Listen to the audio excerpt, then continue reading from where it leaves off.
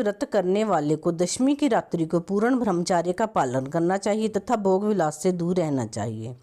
एकादशी का व्रत उपवास करने वाले को दशमी के दिन मांस, लहसुन, प्याज, मसूर आदि की दाल का सेवन नहीं करना चाहिए। एकादशी के दिन प्रातः लकड़ी की दातुन ना करें। नींबू, जामुन या आम के पत्ते लेकर चबा लें और उंगली से कंठ साफ कर लें। वृक्ष के पत्ते तोड़ना भी वर्जित है, अतः गिरा हुआ पत्ता लेकर सेवन करें। यदि संभव ना हो तो पानी से 12 बार कुल्ले कर लें, फिर स्नान आदि कर मंदिर में जाकर गीता पाठ करें या पुरोहित जी से गीता पाठ का श्रवण करें। फिर प्रभु के सामने इस प्रकार प्रण करना चाहिए कि आज मैं चोर, पाखंडी और दुराचारी मनुष्यों से बात नहीं करूंगा और ना ही किसी का दिल दुखाऊंगा। रात्रि को जागरण कर कीर्तन करूंगा। तत्पश्चात ओम नमो भगवते वासुदेवाय इस द्वादश मंत्र का जाप करें। राम, कृष्ण, नारायण आदि विष्णु के सहस्त्र नाम को कंठ का भूषण बनाएं। भगवान विष्णु का स्मरण कर प्रार्थना करें और कहें कि हे त्रिलोकीनाथ, मेरी लाज आपके हाथ है, अतः मुझे इस प्रण को पूरा करने की शक्ति प्रदान करें। क्रोध नहीं करते हुए मधुर वचन बोलना चाहिए। यदि भूलवश किसी निंदक से बात कर भी ली हो तो भगवान सूर्य नारायण के दर्शन कर धूप दीप से श्री हरि की पूजा कर क्षमा मांग लेना चाहिए। एकादशी के दिन घर में झाड़ू नहीं लगाना चाहिए, क्योंकि चींटी आदि सूक्ष्म जीवों की मृत्यु का भय रहता है। इस दिन बाल नहीं कटवाना चाहिए, ना ही अधिक बोलना चाहिए। अधिक बोलने से मुख से ना बोलने वाले शब्द भी निकल जाते हैं। इस दिन यथाशक्ति दान करना चाहिए, किंतु स्वयं किसी का दिया हुआ अन्न आदि कदापि ग्रहण ना करें। दशमी के साथ मिली हुई एकादशी वृद्ध मानी जाती है। वैष्णवों को योग्य द्वादशी मिली हुई एकादशी का व्रत करना चाहिए। त्रयोदशी आने से पूर्व व्रत का पारण करें। एकादशी के दिन व्रतधारी व्यक्ति को गाजर, शलगम, गोभी, पालक इत्यादि का सेवन नहीं करना चाहिए। केला, आम, अंगूर, बादाम, पिस्ता इत्यादि अमृत फलों का सेवन करें। प्रत्येक वस्तु प्रभु को भोग लगाकर तथा तुलसी दल छोड़कर ग्रहण करना चाहिए। द्वादशी के दिन ब्राह्मणों को मिष्ठान दक्षिणा देना चाहिए। इस व्रत को करने से जीवन के सारे कष्ट समाप्त हो जाते हैं और उपवास करने वाला दिव्य फल को प्राप्त करता है।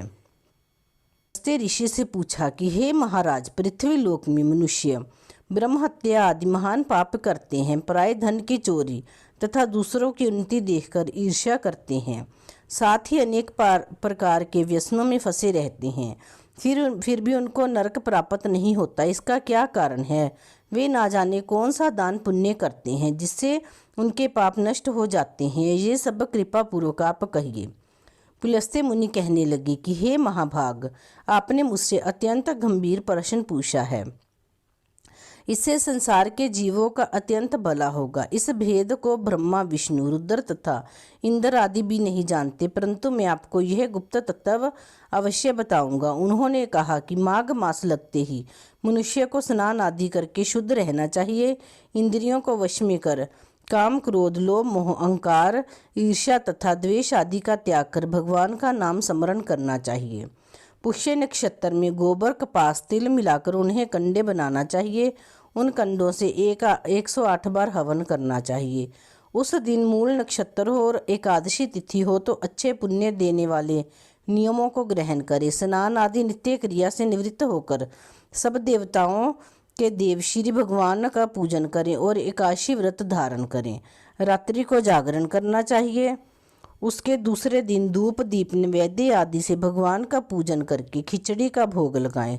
तत्पश्चात पेठा, नारियल, सीताफल या सुपारी का अर्घ्य देकर स्तुति करना चाहिए। हे भगवान, आप दीनों को शरण देने वाले हैं, इस संसार सागर में फंसे हुओं का उद्धार करने वाले हैं। हे पुंडरीकाक्ष, हे विषव भावन, हे सहस्त्र ब्रह्मण्य, हे पूर्वज, हे जगतपति, आप लक्ष्मी जी सहित इस तुच्छ अर्घ्य को ग्रहण करें। इसके पश्चात जल से भरा हुआ कुंभ ब्राह्मण को दान करें तथा ब्राह्मण को श्यामा गो और तिल पात्र देना भी उत्तम है। तिल, स्नान और भोजन दोनों ही श्रेष्ठ हैं। इस प्रकार जो मनुष्य जितने तिलों का दान करता है उतने 1000 वर्ष स्वर्ग में वास करता है।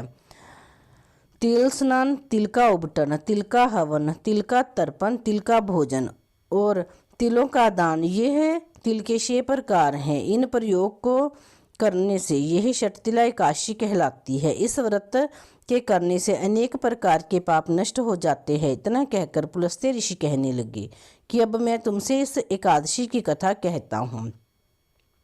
एक समय नारद जी ने भगवान श्री विष्णु जी से यही प्रश्न किया और भगवान जी ने जो षटतिला एकादशी का महात्म्य नारद जी से कहा सो मैं तुमसे कहता हूँ। भगवान ने नारद जी से कहा कि हे नारद, मैं तुमसे सत्य घटना कहता हूँ, ध्यानपूर्वक सुनो।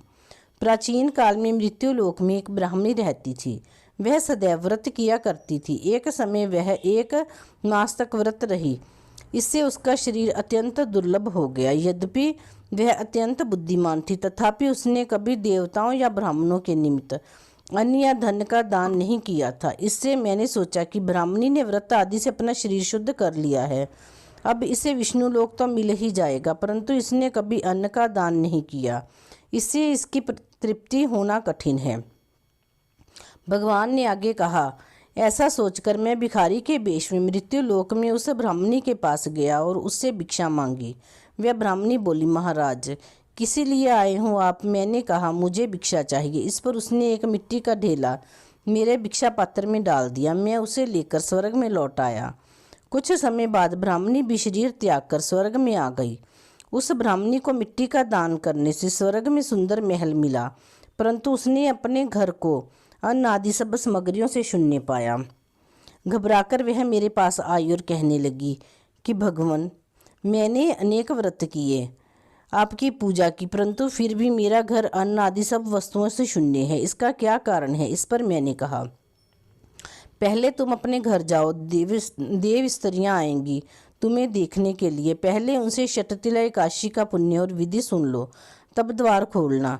मेरे ऐसे वचन सुनकर वह अपने घर गई। जब देवी स्त्रियाँ आई और द्वार खोलने को कहा तो ब्राह्मणी बोली, आप मुझे देखने आई हैं तो षटतिला एकादशी का महात्म मुझसे कहो। उनमें से एक देव स्त्री कहने लगी कि मैं कहती हूँ। जब ब्राह्मणी ने षटतिला एकादशी का महात्म्य सुना तब द्वार खोल दिया।